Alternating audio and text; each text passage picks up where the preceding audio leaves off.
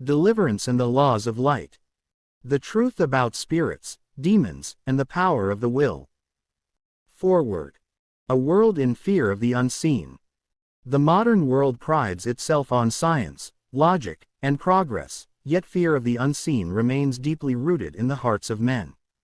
Behind the polished surfaces of religion and psychology, there lingers an ancient dread, the fear of invisible powers, curses, demons, and spiritual attacks. Millions live in quiet terror, suspecting that their misfortunes are caused by hidden enemies or mysterious forces.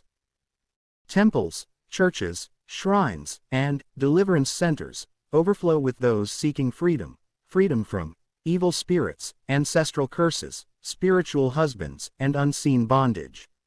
Yet few truly find peace.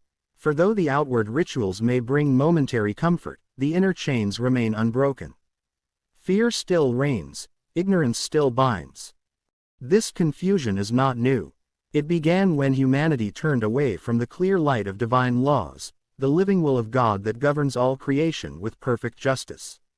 In abandoning knowledge for blind belief, man lost the ability to discern cause and effect in the spiritual realm. What he once understood as natural law, he now fears as sorcery or witchcraft.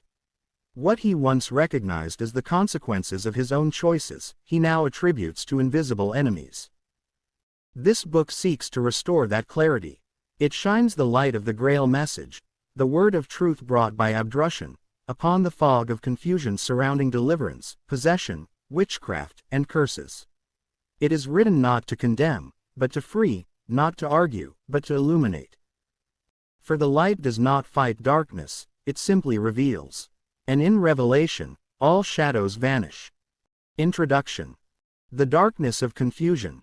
Wherever you go today, from churches in Lagos to shrines in India, from meditation halls in California to remote villages in South America, you will find the same cry.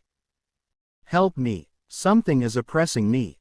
Deliver me from the spirit of poverty, sickness, or failure. These are sincere cries, born from suffering. Yet beneath them lies a deep misunderstanding of life and law. Man imagines himself surrounded by hostile forces, as if the universe were a battlefield of good and evil contending for his soul. He forgets that he himself, through his thoughts, words, and deeds, constantly sows the seeds that bring forth his circumstances. Because man no longer perceives the spiritual laws operating behind every event, he attributes his suffering to demons, curses, or witchcraft.